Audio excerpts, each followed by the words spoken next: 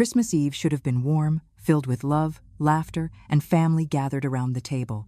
Instead, I sat at the edge of my own living room, feeling like a stranger in a house I once called home. My daughter-in-law pressed a folded card into my hand and said in a voice sweet enough to fool anyone else, "Read it out loud." I hesitated, but all eyes were already on me. I opened the card and read the words that cut deeper than any knife. Roses are red, violets are blue. We don't want a sick grandma. Christmas is not for you. For a moment, the room was silent. Then the laughter came, loud, mocking, cruel. Even my son looked away, refusing to meet my eyes. I swallowed hard, my throat burning. I didn't cry. I didn't argue. I sat there, frozen, as if the whole world had turned its back on me. That night, lying awake, I asked myself a question I want to ask you now. What would you have done if your own family humiliated you on Christmas in front of everyone? Please share your thoughts below. I truly want to know. The next morning, I looked around the house and realized it was no longer my home. Their laughter still echoed in my ears. Quietly, I packed a small bag. I didn't tell anyone. I didn't say goodbye. I simply left. And that's where my story truly begins. Before I go further, I want to invite you to stay with me until the end. If you've ever believed revenge can be both silent and sweet, subscribe now and follow my story. You won't want to miss what happened after I walked out that door. The night after Christmas was the longest of my life. I lay in bed staring at the ceiling, the twinkling lights of the Christmas tree still glowing faintly through my bedroom door. Each laugh, each smirk, replayed in my head like a cruel song on repeat. That poem wasn't just a joke, it was a declaration. They no longer saw me as part of their family. They saw me as a burden, someone unworthy of even sitting at the table. I wasn't always the sick grandma they mocked. There was a time when I worked 2 jobs just to make sure my son had a better childhood than I did. I packed his lunches, paid for his sports uniforms, sat through freezing nights at football games, and helped him through college. I carried that boy on my back, literally and figuratively. And now, that same boy couldn't even look me in the eye while his wife ridiculed me. My daughter-in-law, Rebecca, wasn't cruel from the start. When my son first introduced her, she was polite, smiling, even deferential. I wanted to believe she cared for me. But little by little, the cracks appeared. Snide comments about my cooking, rolling her eyes when I asked simple questions, whispering to my son when she thought I couldn't hear. I told myself to ignore it, that she was young and insecure. But over the years, her disdain only grew stronger. This Christmas was simply the breaking point. Reading that poem wasn't just about humiliating me, it was about solidifying her power. She wanted to show everyone at that table that I was no longer valued, no longer welcome. And the worst part? Nobody defended me. Not my son, not my grandchildren, not a single soul. I sat alone at the table, my hands trembling, staring at the untouched plate of food in front of me. I had baked pies, prepared stuffing, roasted vegetables, trying desperately to contribute something. Rebecca had insisted on cooking the main course, a turkey so dry it could have been sandpaper, and when I quietly offered gravy to soften it, she snapped, "You should worry about your health, not food." The others chuckled, and I forced a smile to hide the sting. Later that evening, when everyone gathered around the tree, Rebecca handed me the card with that cruel poem. I will never forget her smirk, as she urged me to read it. It was the kind of smile predators wear when they know their prey has no escape. I went to bed without saying goodnight. I lay still, hearing muffled voices from the living room. Laughter, clinking glasses, the sound of my family enjoying the holiday without me. Tears threatened, but I swallowed them back. Crying wouldn't change anything. It was around 2 a.m. when I made my decision. I wasn't going to sit there and be the butt of their jokes any longer. I wasn't going to allow myself to be humiliated in my own home. Yes, I was sick, but sickness did not mean weakness. I had one last move to make, and it was going to be silent, calculated, and unforgettable. I rose from bed, shuffled quietly to my desk, and pulled out a small notebook. I began scribbling thoughts, not yet a plan, but pieces of it. Dates, names, reminders of documents I had tucked away. I thought of my husband, gone for many years, and the promises we had made to each other, to protect what we built, to ensure it wasn't squandered by greed. His voice echoed in my memory. Don't let them destroy what we worked for. The next morning, I brewed myself a cup of tea and watched the sunrise through the frosted window. Everyone else was still asleep, no doubt recovering from their feast and laughter. I walked through the quiet house, running my fingers along the photographs on the walls, my son as a child, my late husband in his uniform, birthdays, graduations, Christmases long gone. I realized those were the last moments this house would see me. Quietly, I packed a small suitcase. Only essentials, some clothes, important papers, and my notebook. I didn't slam doors, didn't leave notes, didn't wake anyone. I wanted my absence to be felt like a sudden void, a silence too loud to ignore. As I closed the front door behind me, the cold winter air filled my lungs. It felt purifying, like a baptism. My car sat frosted over in the driveway, but I didn't mind scraping the ice. Each swipe of the windshield felt like erasing years of pain. By the time the glass was clear, so was my mind. I started the engine, and as it rumbled to life, I whispered to myself, "This is the last time they'll underestimate me." Before I share what I did next, let me ask you this. Have you ever had to walk away from the very people who should have loved you most? If so, I'd like to hear your story. Leave it in the comments. Your experiences matter, and they might just help someone else who feels alone. With that thought, I shifted into drive and left the city behind. I didn't look back. Not once. The city disappeared in my rearview mirror, its lights fading like dying embers on a cold fire. The roads were empty that morning, lined with snowbanks and the occasional lonely car heading the other way. I drove in silence. No music, no radio. Just the hum of the tires on frozen asphalt. My thoughts were louder than any song could be. I had lived in that city for decades, raised a family there, buried my husband there, poured every ounce of my life into that house. And yet, leaving didn't feel like loss, it felt like liberation. For the first time in years, I wasn't looking over my shoulder, waiting for another sharp word from Rebecca or another dismissive glance from my son. I was free. I didn't have a destination in mind. I simply drove. Eventually, the skyline gave way to farmland, then forests, then small towns with quiet streets and old brick buildings. I stopped at a roadside diner for coffee, the kind of place where the waitress calls everyone hone, and the smell of bacon grease clings to the walls. No one there knew me. No one judged me. For the first time in a long time, I wasn't sick grandma. I was just a woman with tired eyes and a heavy heart. As I sipped my coffee, I pulled out my notebook. My hands trembled not from weakness but from purpose.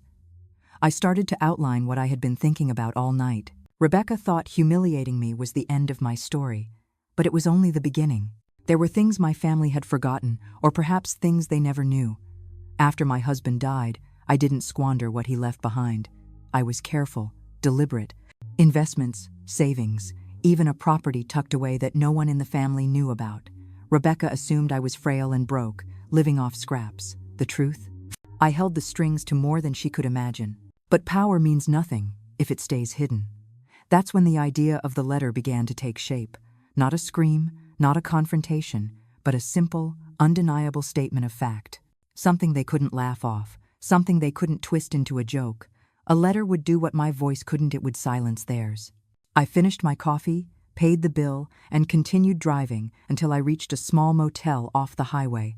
The neon sign flickered, vacancy, and I pulled in. Inside, the room smelled of old curtains and lemon cleaner, but it had a desk and a lamp.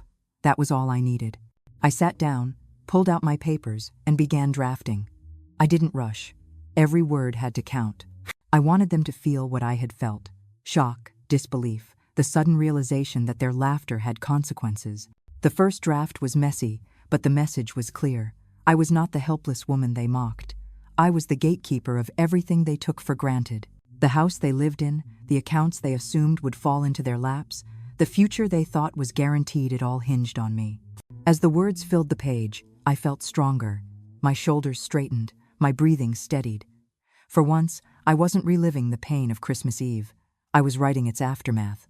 Night fell, and I sat by the small motel window, watching snowflakes drift under the glow of a street lamp. I thought about Rebecca's face when she read the poem aloud. I thought about the way everyone laughed, the sound sharp and cruel. And I pictured their faces when they received this letter, the silence that would fall over them, the way Rebecca's smile would vanish. I admit, Part of me wanted revenge, plain and simple. But more than that, I wanted respect. I wanted them to remember that I was not disposable, that I was not to be mocked and discarded. Sometimes, silence is louder than shouting. Sometimes, the quiet act of leaving speaks more powerfully than staying and fighting. That's why I chose the letter, not rage, not confrontation, just truth, delivered in ink. I paused, staring at the half-finished page. And it struck me others might think I should have confronted Rebecca that very night, that I should have shouted, demanded an apology. What about you? If you had been in my place, would you have stayed and fought, or walked away in silence like I did? I'd love to hear your thoughts in the comments, because sometimes the hardest choice is the one that leaves you standing alone. With that thought lingering, I closed the notebook. Tomorrow, I would finish it. Tomorrow, I would decide how to deliver it. But tonight, I allowed myself a small smile. They thought they had laughed me out of the room. They had no idea that I was writing the chapter where they would be begging me to return. As I lay on the stiff motel bed, I felt a strange sense of peace. For the first time in years, I wasn't dreading the morning. I was anticipating it. The motel room was quiet, except for the soft hum of the heater by the window. Outside, snow continued to fall, blanketing the parking lot in white silence. I sat at the desk again, pen in hand, notebook open. The night before, I had outlined my thoughts. Now, I was ready to commit them to paper with finality. The first sentence came slowly, but once it was down, the rest followed. Each word felt like a weight lifting off my shoulders. I wasn't writing to beg or to explain. I was writing to reclaim my dignity. I began with the truth. You may think of me as weak, as a burden, but you forget who I am. Without me, you would not have what you so easily take for granted. From there, I listed the realities they had ignored. The house wasn't theirs, it was mine. The accounts my husband and I built weren't theirs to inherit by default. Even the small gifts I had given them through the years, holiday checks, tuition help, birthday money, came from careful sacrifices, not bottomless wealth. The letter wasn't about scolding. It was about facts.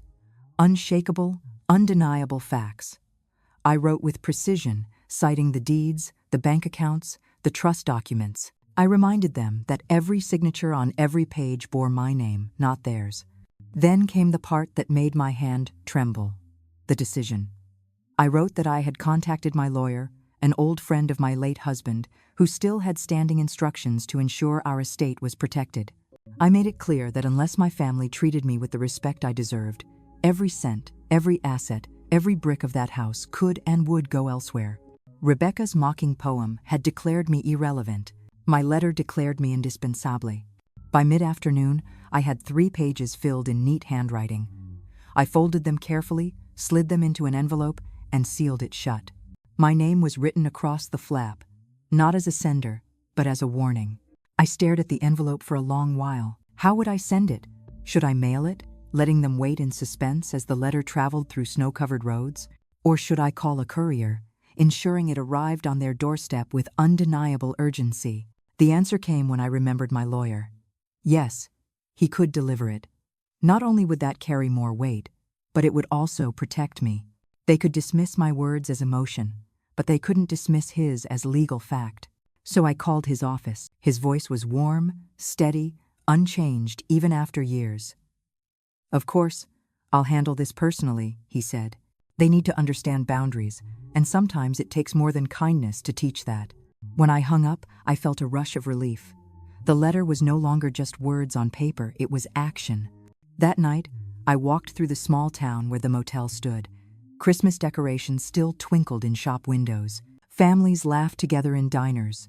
Children tugged on their parents' sleeves, asking for hot chocolate. The sound of joy stung, but not with envy. It stung with remembrance. I once had that closeness, that laughter. Somewhere along the way, greed and pride had poisoned it. I stopped in front of a church, its stained glass windows glowing softly in the cold night. Inside, I heard faint singing. I didn't go in, but I stood there for a while, letting the music drift over me. It was a reminder that even in loneliness, there is strength. Back in the motel, I checked my phone. No missed calls, no messages. They hadn't even noticed I was gone, or perhaps they thought I was sulking in my room. Their ignorance would only sharpen the shock when the letter reached them. I set the phone down and looked at the sealed envelope once more. It was more than paper, it was a turning point. They thought their laughter had ended me, but this letter would begin their reckoning. As I prepared for bed, a thought crossed my mind.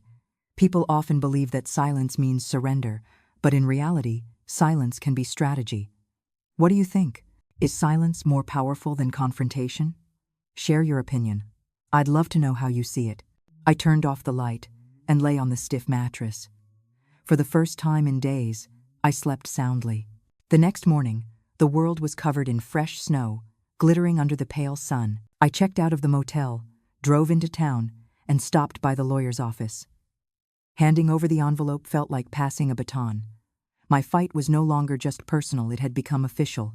He assured me it would be delivered within the day. I nodded, thanked him, and walked back to my car. As I gripped the steering wheel, I allowed myself a deep breath. The stage was set. Now, it was only a matter of time. When my lawyer called to confirm that the letter had been delivered, I was sitting in a quiet cafe tucked away on the edge of town. The smell of fresh bread lingered in the air, and the chatter of strangers filled the room. Nobody knew me there. Nobody would have guessed that a storm was about to erupt just a few miles away in the city. "They signed for it this morning," he said calmly. "By now, they've read every word." I nodded, though he couldn't see me over the phone. My hands trembled as I held the cup of tea, but it wasn't weakness, it was anticipation. For the first time, I felt like the one holding the strings.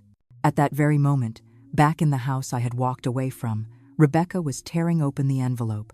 She had expected perhaps a goodbye note, something she could mock later. What she found instead was 3 pages of cold, undeniable truth. Her smirk disappeared the moment her eyes scanned the first lines. "You may think of me as weak, as a burden, but you forget who I am."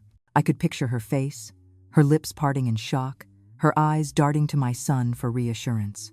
He would have leaned over her shoulder, reading faster, his forehead tightening as the reality sank in. The house they lived in was mine. The accounts they depended on were under my name. The trust they assumed would one day fall into their laps had conditions, and I was the only one who could determine if those conditions were ever met. By the second page, Rebecca's cheeks would have flushed crimson. She would have realized that her cruel poem, her public laughter, her smugness, had consequences she had never imagined. I wasn't there to see it, but I didn't need to be. I knew her well enough. She would lash out, deny, accuse. "This is just manipulation. She's bluffing," she would snap. But deep down, she knew better. My lawyer's signature at the bottom of the page wasn't something she could dismiss. My son, silent as ever, would try to mediate. "Maybe we should just call her, talk it through," he'd suggest. But Rebecca's pride wouldn't allow it, at least not at first. She'd rant, pace, throw the letter down on the table. She might even crumple it in her fist. But no matter how tightly she tried to crush it, the words were already seared into her mind. The grandchildren, too young to understand the full weight, would sense the tension. "Why is Mom so angry?" they might whisper. And for once, Rebecca would have no smug answer. Meanwhile, I sat quietly in that cafe, stirring my tea, feeling a strange calm wash over me. It wasn't joy, not exactly. It was something deeper, steadier, a sense of justice. By the afternoon, my phone buzzed once, then again.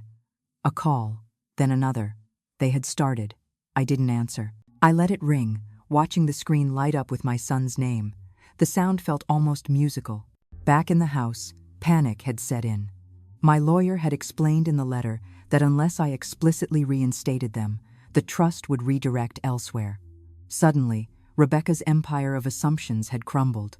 All her sneers, all her plans to enjoy what she thought was inevitable, were slipping through her fingers like sand. She tried to call again. I imagined her pacing the living room, gripping the phone so tightly her knuckles whitened. Her voice would shift from anger to pleading. "Just pick up, we can fix this." But the silence on my end was louder than any words. My son, caught between his wife and his mother, would be torn. For years, he had chosen silence, letting Rebecca lead. But now, silence was no longer an option. My absence had forced him to confront a truth he'd ignored. Without me, their foundation was unstable. I left the cafe and walked through the snowy streets, my phone buzzing in my pocket. Each vibration was a reminder that they finally understood. By evening, the house was chaos. Rebecca ranted about entitlement, about how I was cruel to hold back what should be theirs.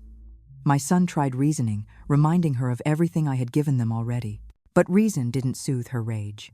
She wanted control, and control was slipping away. She tried calling the lawyer directly, but he declined, reminding her politely that his obligation was to me.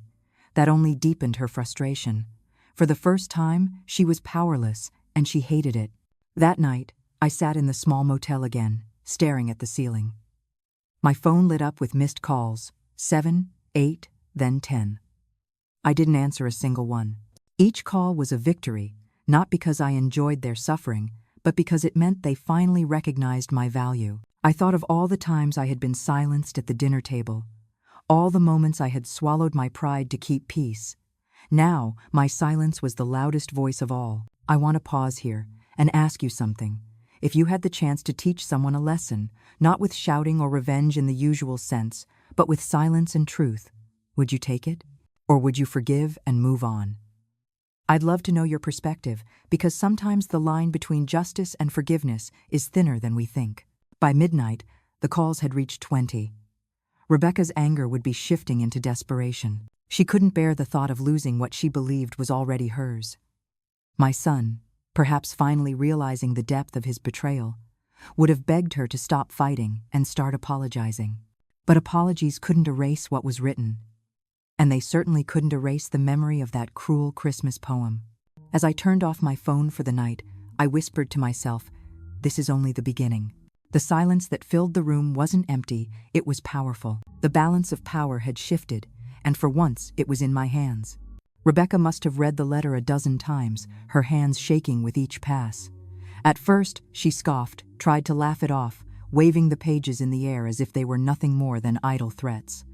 But her laughter lacked its usual sharp edge. Deep down, she knew. She knew every word was true. The first page was simple enough, but direct. I reminded them of what they had forgotten or chosen to ignore. The deed to the house was still in my name. Every room they walked through, every meal they cooked in that kitchen, every laugh or fight within those walls, it all existed because of me. I had never transferred ownership. It wasn't theirs to claim. The second page went further. I listed the accounts my husband and I had carefully built over decades. Not just the savings account they knew about, but the investments, the trust funds, the property quietly generating income. Rebecca's hand must have frozen as her eyes caught the totals. They were not figures to dismiss. And then came the third page, the one that cut deepest. I laid out the conditions of inheritance. Respect, care, acknowledgement. Not obedience, not servitude, just simple, human decency. The very qualities they had denied me. Without those, they would receive nothing. The trust was explicit. If my descendants failed to show dignity and compassion, the assets would divert to charity, scholarships, and community programs. My lawyer's signature sealed it. This wasn't a plea, it was law. I could imagine Rebecca's face as the weight of those words pressed down on her. The woman who once sneered, "Christmas isn't for you," was now staring at the reality that her own future comfort wasn't for her either. She must have turned on my son in that moment. "Did you know about this?" she would demand, her voice sharp, almost panicked. He would shake his head, eyes wide, guilt rising in his chest. "No," I thought. I thought it was all automatic. Automatic. That word must have stung him as it stung me. They thought love, sacrifice, a lifetime of work was automatic, that what I built would fall into their hands without question, no matter how they treated me. Rebecca's anger would have boiled over. She would have paced, slammed the letter on the table, accused me of manipulation. But beneath her fury was fear. Fear that the life she had envisioned was slipping away. The grandchildren, innocent and confused, would ask, "What does it mean, Mom?" Rebecca, unable to answer, would snap at them to leave the room. The house, once so filled with smug laughter, now echoed with tension. I pictured her dialing my number again and again, her nails tapping impatiently as the call rang out. When I didn't answer, her voice would shift from commanding to pleading. "Please, just call me back. We can talk." I didn't mean it that way, but meaning had never mattered. Words had consequences, especially words spoken with cruelty. The letter was never about revenge for its own sake. It was about clarity. For years, I had been painted as fragile, irrelevant, a relic to be tolerated until I was gone. That poem at Christmas was the final straw, a mirror reflecting what they truly thought of me. The letter was my mirror back to them. I could imagine the arguments stretching late into the night, Rebecca insisting she was still in control, my son quietly realizing how little control he had. He had traded his voice for peace, but peace had turned into silence, and silence had betrayed him. The house must have felt different now, its walls heavier, its air thicker. Each corner whispered with the knowledge that it wasn't theirs, that every step they took was on borrowed ground. And though I wasn't there to see it, I knew Rebecca's pride was cracking. Pride can withstand gossip, arguments, even humiliation, but it cannot withstand fear of loss. And that fear was now consuming her. She must have thought of her friends, her neighbors, the image she had built of herself as the clever, superior daughter-in-law who married well. What would they think if they knew she had no claim, no power, no security? The laughter that once echoed at my expense had been replaced with frantic whispers, hushed arguments, and desperate phone calls. In that small motel room, I imagined it all unfolding, not with glee, but with a calm satisfaction. They were finally seeing the truth I had known all along. Love and respect are not optional. They are the foundation. Without them, everything else crumbles. And crumble it would. The first calls came in steady bursts, sharp, insistent, as though urgency alone could force me to answer. My phone lit up with Rebecca's name, then my son's, then the home line. I watched them all, one after the other. From the nightstand in my motel room, I didn't move. At first, the voicemails were angry. Rebecca's voice rang sharp and bitter. "How dare you threaten us like this? You think you can control everything forever? You're cruel, selfish, manipulative." I listened once, then deleted it. Minutes later, another call. Her tone was different this time, shaky but still edged with pride. "This isn't fair. You know we deserve it. Stop playing games. Deserve." That word lingered in my mind. Did mocking me in front of the family, calling me a burden, count as deserving? By the 10th call, her fury was faltering. Her pride was cracking. Her messages shifted from accusations to pleas. "Please, just talk to me. We can work this out. Don't do this to the kids." I sat on the bed, the phone buzzing against the wood of the nightstand, the vibration like a heartbeat. 11, 12, 13 calls. Each ring was a confession, proof that they finally understood what silence could do. My son tried next. His voice was quieter, unsure. "Mom, please." Rebecca didn't mean it. It was just a joke. We were tired. It got out of hand. "Please, just come home." "Come home," I almost laughed. That house was not my home anymore. It hadn't been since the moment they laughed at that poem. The calls kept coming. 20, 25, 30. Each one left unanswered. Each one another reminder of the shift in power. For years, I had sat quietly while they talked over me, ignored me, dismissed me. Now, I was the one holding silence, and they were the ones begging for a voice. By the 35th call, Rebecca was crying. The voicemail crackled with sobs. "I'm sorry. I shouldn't have done that. I didn't mean it. Please don't take everything away. We need you." Need. The word stung, but not the way it once would have. They didn't need me for love or guidance. They needed me for what I protected, for the roof over their heads, the accounts they assumed belonged to them, the security they never earned. Still, part of me softened. I thought of my grandchildren, innocent in all of this, caught between the cruelty of their mother and the silence of their father. Did they deserve to lose everything because of Rebecca's arrogance? The phone buzzed again, and I let it go to voicemail. This time my son's voice cracked. "Mom, please, I should have stopped her. I should have stood up for you. Don't punish the kids for my mistakes." For a moment, I closed my eyes. Memories flooded in him as a child, running across the yard with scraped knees, crying into my arms, depending on me to protect him. Now, he was a man, yet still calling for the same protection. But I was no longer the one who needed to act. He was. 40, 45 calls. My phone had become a litany of desperation. Rebecca's rage had melted into tears, her words into broken promises. My son's guilt had finally found its voice, late but undeniable. And then, the 49th call. I didn't answer, but I listened. Rebecca's voice was hoarse, trembling. Please, just tell us what to do. We'll make it right. I'll make it right. I promise. Promises. I thought of that Christmas Eve poem again, of her smirk as she forced me to read it, of the laughter that followed. That was her promise to me. Mockery, humiliation, cruelty. Now she wanted to rewrite it. I set the phone down, its screen gone dark at last. The silence in the room felt heavier than the snow falling outside. I wasn't jubilant. I wasn't triumphant. What I felt was steadiness, a calm resolve that came from knowing I had finally been heard. 49 calls, 49 confessions of guilt, fear, and need. And I hadn't spoken a single word. I walked to the window, pulling the curtains aside. Snow blanketed the parking lot, clean and untouched. A new beginning, waiting to be stepped into. They would wait for my reply. They would wonder when, or if, I would answer. And that was the greatest power I could hold the choice. For years, I had no choice but to swallow their cruelty. Now, the silence was mine to command. And so I let it be. When the 49th call faded into silence, I sat alone in that modest motel room, the hum of the heater filling the quiet. I looked at the phone resting on the nightstand, its screen dark, its voice finally still. 49 missed calls. 49 reminders that respect cannot be demanded, it must be earned, and once broken, it comes at a cost. I thought back to that Christmas Eve. The sound of laughter after I read that cruel poem still echoed in my memory, sharper than any blade. It wasn't just the words on the card, it was the way no one stood up for me.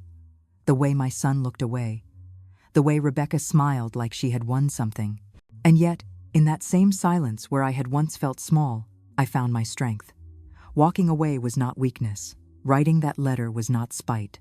Both were acts of reclaiming myself, of reminding them, and reminding me that I was not disposable. 49 calls told me they finally understood. Each one was a confession, an admission of guilt, a plea for forgiveness they had never thought they would need. Rebecca's rage crumbled into desperation. My son's silence turned into regret. Their laughter had vanished, replaced by panic. But I didn't answer. Not because I hated them, not because I wanted them to suffer endlessly, but because for once, they had to sit with the consequences of their choices. Sometimes, silence teaches more than words ever could. I stood by the window, pulling the curtains aside.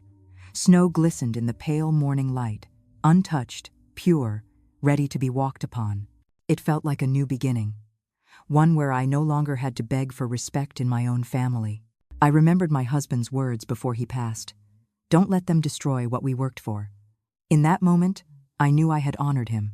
I had protected what we built, not just the house, not just the money, but my dignity, my place in the story of our family. Would I forgive them one day? Perhaps. But forgiveness is not a door you walk through blindly. It is a bridge that must be rebuilt, piece by piece, with honesty, with action, with humility. And for the first time, the burden of building that bridge no longer rested on me. It rested on them. I sat back on the bed, folded my hands in my lap, and allowed myself to breathe deeply. For years, I had felt invisible. Now, I was undeniable. Not through shouting, not through anger, but through a letter and silence that spoke louder than any argument.